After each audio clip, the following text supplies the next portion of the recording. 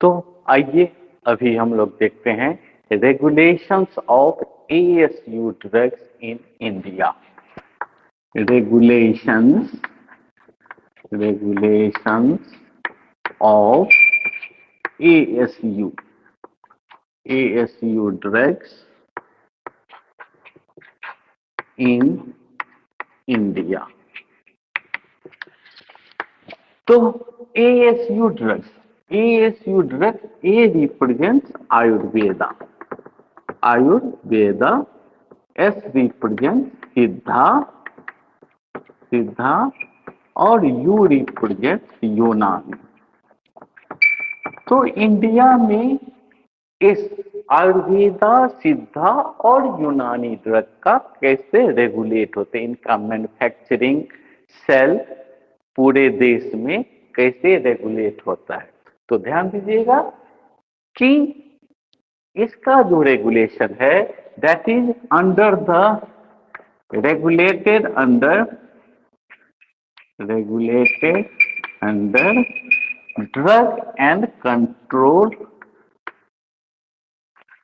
drug and cosmetic act 1940 and rule 1945। ध्यान दीजिएगा, ये आपको रेगुलेट होता है इंडिया में। आयुर्वेदा, सिद्धा एंड यूनानी ड्रग जो रेगुलेट होते हैं वो drug and cosmetic act 1940 and rule 1945। तो ये ईयर भी याद रखिएगा, ठीक है। और एक्ट एंड रूल का क्या नाम है, 40 में एक्ट है और 45 में रूल है। तो ये चीज ऑब्जेक्टिव के लिए ध्यान रखिएगा। आपको यूनिट अभी जो मैं पढ़ा रहा हूं और 5th यूनिट में जो है, ठीक है, इससे आप एब्रिविएशन पे ज्यादा फोकस कीजिएगा। शॉर्ट फॉर्म दे देगा, उसका फुल फॉर्म लिखने को कहेगा या पूछेगा कि क्या होता है। तो इस टाइप का क्वेश्चन इस यूनिट यहाँ से और अगले यूनिट से, 4th यूनिट से ज्यादा आने वाला है। तो इस पे आप ध्यान दीजिए, उसकी पे ज्यादा फोकस कीजिएगा। तो ये drug and cosmetic act 1940 and rule 1945 से रेगुलेट होता है। और ये जितने एएसयू जो ड्रग हैं, इस एएसयू को इस एक्ट और रूल में शामिल किया गया 1964 में, ठीक है। सो एएसयू मीन्स आयुर्वेदा, सिद्धा एंड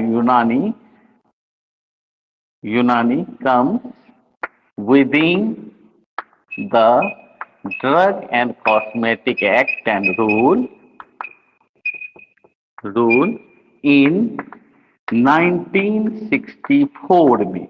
ध्यान दीजिएगा, 1964 में इस एक्ट के अंदर इस ड्रग को भी, आयुर्वेदा, सिद्धा और यूनानी को भी शामिल किया गया।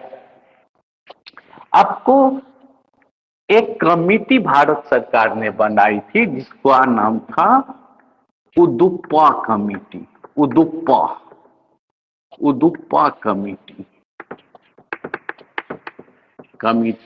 और इस कमिटी को, जिसका चेयरमैन थे के.एन. उदुप्पा, तो इस कमिटी को कहा गया कि भारत में, इंडिया में जो भी मैन्युफैक्चर होते हैं आयुर्वेदा के, आप जाके देखिए और उसमें क्या प्रॉब्लम्स हैं वो आप बताइए, मीन्स उस पर आप रिपोर्ट कीजिए आयुर्वेदा के मैन्युफैक्चरिंग पे। तो इस कमेटी ने पाया कि आप देखते होंगे कि बहुत सारे ड्रग जो हैं वो एडवर्टाइजमेंट करते हैं, ये सोने से भरपूर है, सोने का गुण, सोने का चमक, सिल्वर का गुण क्या क्या करते रहते हैं, इसमें केसर मिला हुआ, केसर युक्त है, ठीक है। तो इतना आप सोचिए, ये सोना हुआ, केसर हुआ, मस्क हुआ, ठीक है, गोल्ड, सैफ्रॉन, केसर एंड मस्क डीड से वोलेटाइल ऑयल कंटेनिंग ड्रग निकाला जाता है। तो ये सब इतने कॉस्टली हैं और सब इजली कर रहे हैं कि हम में सोना का गुण है, चांदी का गुण है, केसर का महक है, मस्क की खुशबू है, ठीक है। तो जब इस कमिटी ने आपको इस पे इस प्रोडक्ट सब की छानबीन की तो पाया गया, इस कमिटी ने पाया कि ये सब फेक है। सब क्या है? फेक है। ठीक है, इसमें आपको मैक्सिमम केसेस में पाए कि ये सब फेक्ड है। ठीक है, सही नहीं है। तब इस कमिटी ने गवर्नमेंट को सुझाव दिया और उसके बाद आपको ये एएसयू ड्रग जो है कि इस कमिटी ने सुझाव दिया आयुर्वेदिक ड्रग और सिद्धा और यूनानी के रेगुलेशंस के लिए। तो इसके बाद से एएसयू ड्रग को 1964 में इस एक्ट के अंदर लाया गया। ठीक है, और इस एक्ट में एक सेपरेट चैप्टर बनाया गया जिसका नाम है chapter 4।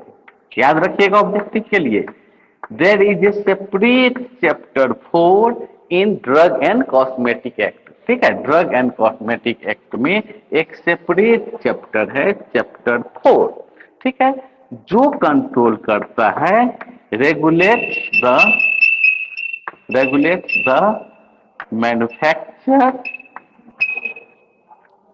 And sale of ASU drugs.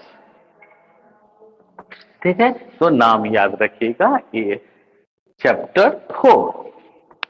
और ये एक्ट जो है, इस एक्ट में जो drug and cosmetic act 1940 and rule 1945, ये जो एक्ट एंड रूल है, इसमें आपको एडवाइजरी कमिटी एंड बोर्ड बनाने का भी प्रस्ताव था। ठीक है, तो दिस था नहीं है। ठीक है, so according to this committee there are to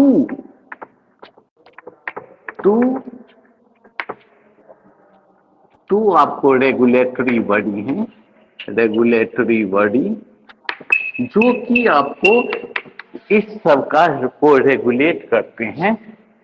ध्यान दीजिएगा, एक है एडवाइजरी बोर्ड, एडवाइजरी बोर्ड जो कि दोनों का काम है गवर्नमेंट को एडवाइस देना अबाउट द एएसयू ड्रग। तो ये एडवाइजरी बोर्ड है और एक है advisory committee, advisory board and advisory committee. तो एडवाइजरी बोर्ड का नाम है एएसयू डी टैब और इसका नाम है एएसयू, कमिटी का नाम है एएसयू डीसीसी। ठीक है, तो अगेन इस दोनों से तो हमको लगता है आपको फुल फॉर्म जरूर आएगा, इसलिए इसका फुल फॉर्म याद जरूर कीजिएगा। एएसयू तो जानते हैं, आयुर्वेदा सिद्धा एंड यूनानी, डी फॉर ड्रग। सो आयुर्वेदा सिद्धा एंड यूनानी ड्रग टेक्निकल एडवाइजरी बोर्ड। ठीक है, टेक्निकल एडवाइजरी बोर्ड। और ये है आयुर्वेदा सिद्धा यूनानी drug consultative and committee, consultative and committee. ठीक है, तो ये आप फुल फॉर्म जरूर याद कीजिएगा। तो आयुर्वेदा तो लिखने की जरूरत नहीं है। और इस एडवाइजरी बोर्ड में जो है ये ध्यान दीजिए, एडवाइजरी बोर्ड है, ये आपको कमिटी है। ठीक है, तो ड्रग कंसल्टेटिव कमिटी, ठीक है, और advisory board, technical advisory board. इतना तो एक बार लिख देता हूं। ये तो समझ गए आयुर्वेदा सिद्धा यूनानी, डी से drug technical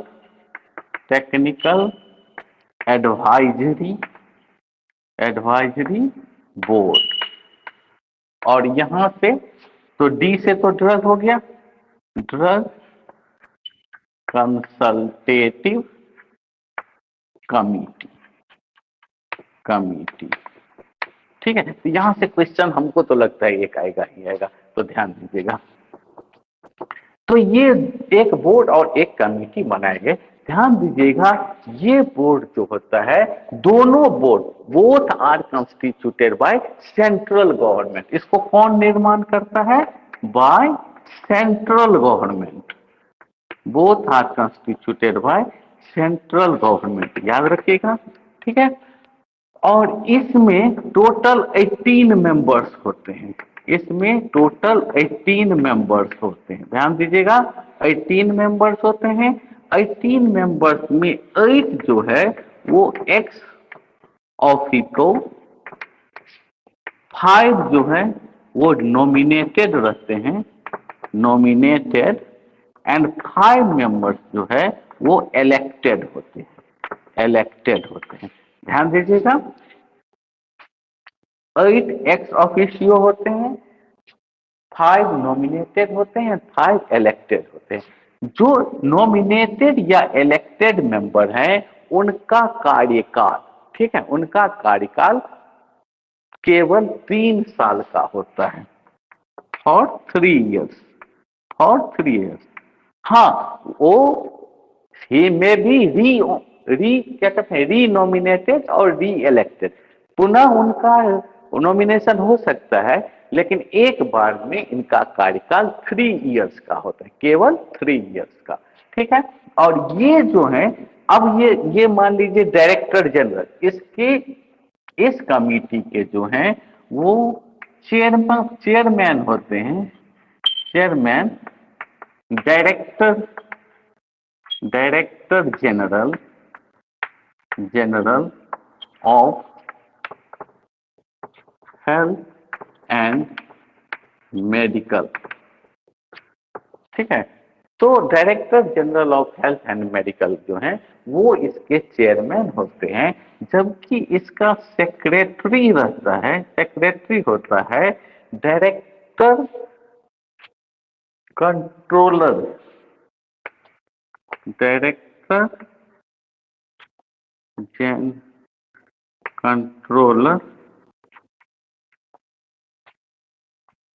of India, India. एक मिनट, इनका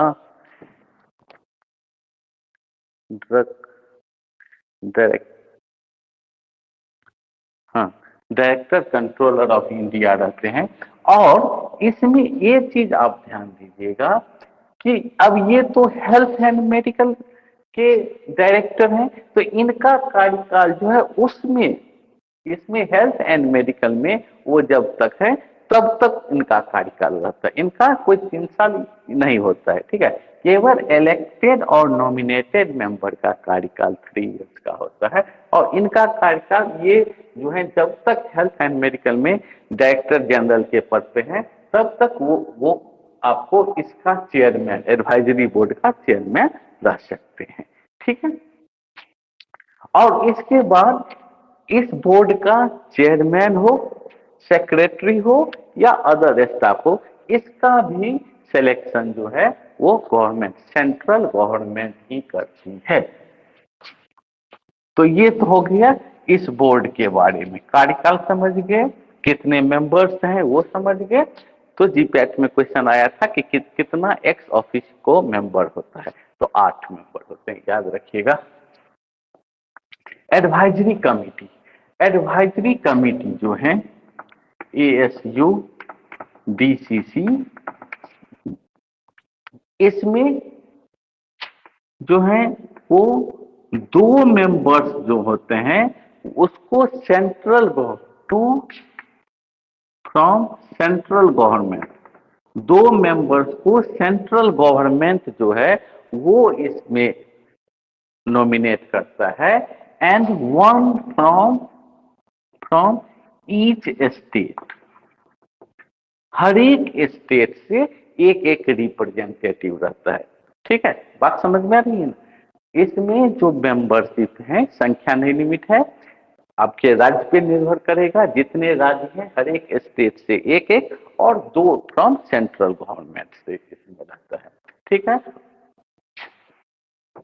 तो ये हो गए। और काम, इसका काम क्या है और इसका काम क्या है, तो इसका काम, दोनों एडवाइजरी बोर्ड है यानी दोनों एडवाइस देंगे। इनका काम है एडवाइस देना, किसको? Advice, advice to central, central and state government, state government. ध्यान दीजिएगा, ये एडवाइस देता है, एडवाइजरी बोर्ड एडवाइस देता है सेंट्रल को और स्टेट गवर्नमेंट को, जबकि ये भी एडवाइजरी कमेटी है, ये एडवाइस देता है किसको? सेंट्रल एंड स्टेट को तो देता ही है, साथ साथ ये इसको, इस बोर्ड को भी एडवाइस अपना भेजता है। ध्यान दीजिएगा, अंतर समझ में आया ना?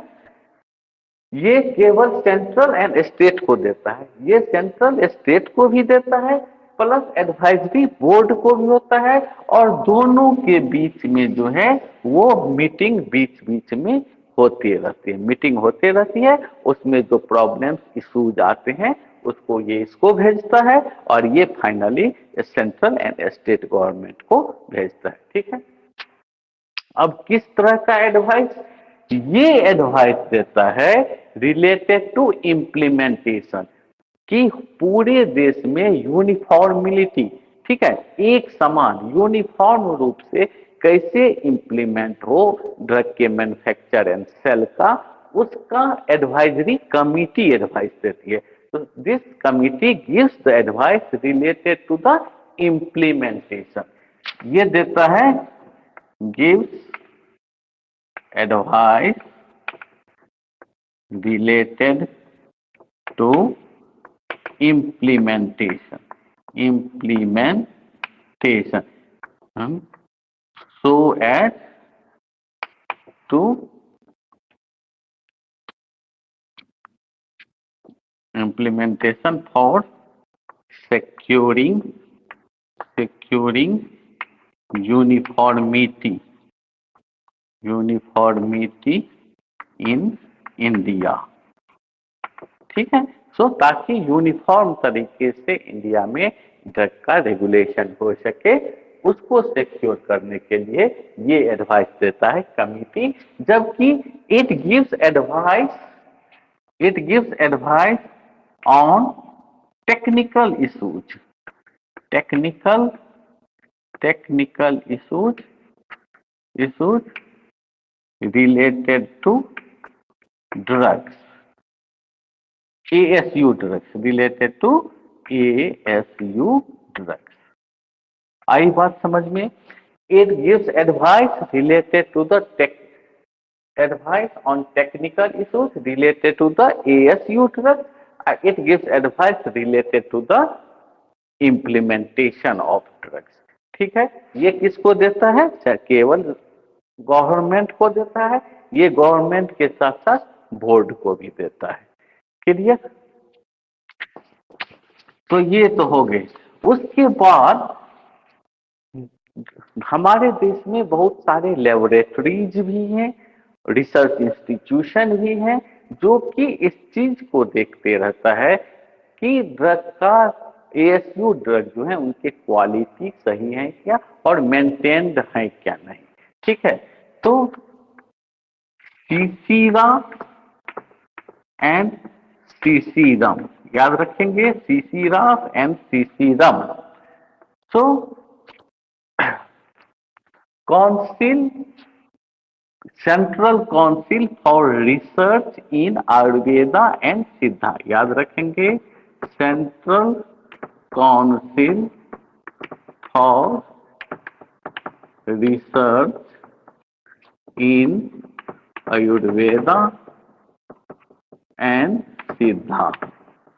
ठीक है, और ये हुआ central council for research in Unani medicine, in Unani, Unani, Unani medicine. ठीक है, central council for research in Unani medicine. ठीक है,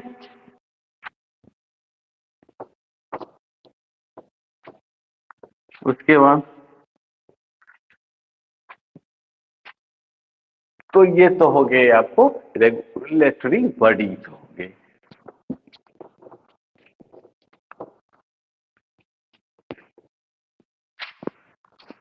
उसके बाद रॉ मटेरियल्स का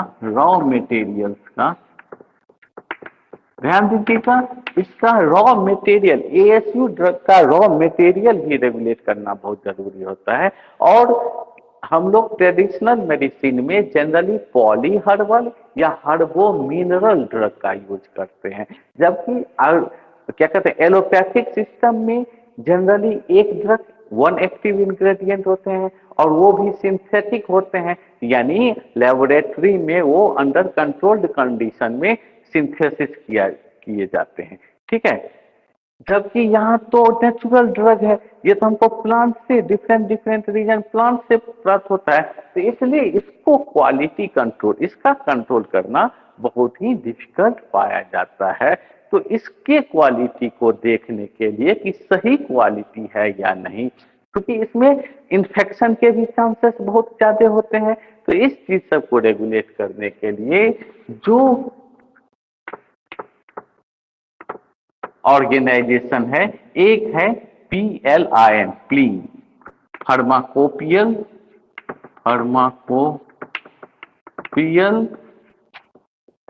लेबोरेटरी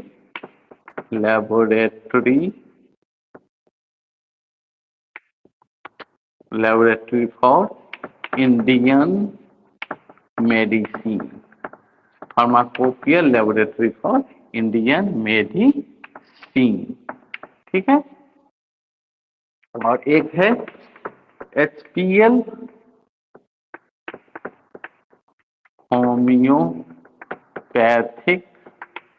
फार्माकोपियल लेबोरेटरी। तो खैर होम्योपैथिक तो हमको इसमें है नहीं, तो छोड़िए, लेकिन होम्योपैथिक के रॉ मटेरियल कैसे और इंडियन मेडिसिन ASU ड्रग का जो है वो इससे pharmacopoeial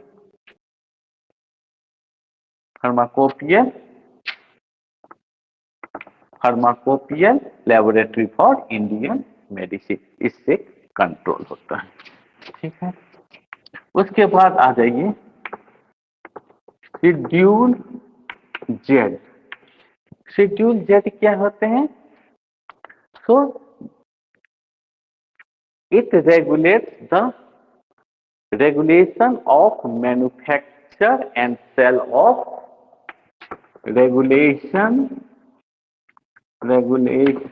of manufacture and sale of ASU drugs। ध्यान दीजिएगा, शेड्यूल जेड जो है वो आयुर्वेदा सिद्धा यूनानी ड्रग के मैन्युफैक्चरिंग एंड सेल को रेगुलेट करने का प्रोविजन है। किसमें? शेड्यूल जेड में ये प्रोविजन है। ठीक है, तो वो करता है। और it also give the guidelines and permission for the manufacture. So it includes requirement and guidelines for the permission to manufacture and sell ASU drugs। ठीक है, requirement and guidelines for permission देता है to manufacture and sale ASU drug. तो schedule Z में जो है ASU drug के बारे में है, ध्यान दीजिएगा। शेड्यूल जेड में कुछ ड्रग के बारे में है, ये आयुर्वेदा सिद्धा यूनानी ड्रग को कैसे रेगुलेट करें, कंट्रोल करें, मैन्युफैक्चर करें, सेल करें, तो वो सब के बारे में जानकारी प्राप्त है। कैसे, क्या क्या रिक्वायरमेंट है? तो एक तो रिक्वायरमेंट है requirement for factory premises and hygienic condition. तो ये सब तो कहानी है, तो इस सब का कोई मतलब नहीं है। ठीक है, ऑब्जेक्टिव में ये नहीं, ऑब्जेक्टिव में केवल यहाँ से चांस वही है कि कौन सा कमिटी है, उसमें कितने मेंबर हैं, उसका फुल फॉर्म क्या है। ठीक है, और जो बोर्ड है उसका फुल फॉर्म, बस वही इंपॉर्टेंट है, वहीं से आएगा। लेकिन जान लीजिए सिलेबस में क्योंकि सब्जेक्टिव रहता तब आपको ये काम देता है। सो रिक्वायरमेंट ऑफ फैकल्टी प्रोमाइसेस, तो क्या कहते हैं फैक्ट्री, फैक्ट्री फैक्ट्री के लिए मीन्स प्रीमिसेस मीन्स होगा एरिया, ठीक है, मकान। तो परिसर उसका कितना बड़ा, उसका परिसर, फैक्ट्री लगाने के लिए आयुर्वेदा के मैन्युफैक्चर के लिए हम फैक्ट्री लगाएंगे तो उसका परिसर कितना बड़ा, कैसा होना चाहिए, और उसमें साफ हाइजेनिक में साफ सुथरा, साफ सुथरे के लिए हमको क्या क्या ध्यान देना चाहिए। तो आप लोग खुद सोच सकते हैं इसमें क्या क्या हो सकता है कि फैक्ट्री जो है वो किसी सीवेज एरिया, ड्रेन के या लेबोरेटरी के नज़दीक, मीन्स कोई वेस्ट प्रोडक्ट के नज़दीक जो है वो फैक्ट्री नहीं होना चाहिए। फैक्ट्री साफ सुथरा एरिया में होना चाहिए, वहाँ पे कोई क्या कहते हैं नदी या नाली नहीं होना चाहिए, ठीक है। वहाँ आपको हाइजेनिक कंडीशन मीन्स साफ सुथरा होना चाहिए, कोई टॉयलेट का वहाँ पे ये पब्लिक टॉयलेट सब नहीं होना चाहिए। उसके बाद जो वहाँ पे काम करते हैं, जो लेबर या पर्सनल जो काम करते हैं, वो आपको डिजीज फ्री होना चाहिए, उसको कोई कंटेजियस डिजीज नहीं होना चाहिए, ठीक है। और फैक्ट्री में क्या कहते हैं वाटर सप्लाई जो है वो प्रॉपर एंड ड्रिंकिंग लेवल का वाटर सप्लाई होना चाहिए। उसके बाद वाटर ड्रेनेज और क्या के लिए प्रॉपर सुविधा होनी चाहिए। उसके बाद क्या कहते हैं क्लीनिंग पर्पस के लिए, क्लीनिंग पर्पस के लिए सेपरेट एक एरिया होना चाहिए। और जो भी पर्सनल काम करते हैं उसके उसके भी सफाई का ध्यान देना चाहिए, यानी उसके लिए सेपरेट आपको क्या कहते हैं टॉवेल्स होना चाहिए, सोप्स होना चाहिए, डिसइंफेक्टेंट होना चाहिए, ये सब प्रोवाइड करना चाहिए। उसके बाद लेडीज और जेंट्स के लिए सेपरेट वॉशरूम होना चाहिए। तो ये सब आपको factory premises and hygienic condition, जो जनरल सिंपल आप सोच सकते हैं, तो वही सब हाइजेनिक कंडीशंस में होते हैं। First requirement. सेकेंड रिक्वायरमेंट है prohibition, prohibition of certain drugs, prohibition of certain drugs. तो इसके अंतर्गत अकॉर्डिंग टू दिस वन कि मिस ब्रांडेड ड्रग को आप नहीं बेच सकते हैं, मिस ब्रांडेड ड्रग को ये प्रोहिबिटेड है, ये आपको प्रोहिबिटेड है। Miss branded drug, adulterated drug, adulterated drug है, स्पूरियस ड्रग, स्पूरियस ड्रग है, विदाउट लाइसेंस, यदि आप विदाउट लाइसेंस बेच रहे हैं तो फिर उसको नहीं कहा गया है बेचने के लिए। उसके बाद आपको विदाउट लेवलिंग, विदाउट लेवलिंग, बिना लेवल के भी आप नहीं उसको बेच सकते हैं। तो ये सब इनहेबिटेड है अकॉर्डिंग टू द एक्ट। और यदि कोई इस एक्ट का उल्लंघन करता है तो एक्ट में पेनल्टी का भी प्रावधान है, पेनल्टी का प्रावधान है। यदि बिना लाइसेंस के, विदाउट लाइसेंस, या फिर एडल्टरेटेड ड्रग बेच रहा है, एडल्टरेटेड ड्रग का मैन्युफैक्चर कर रहा है या सेल कर रहा है, तो इसके लिए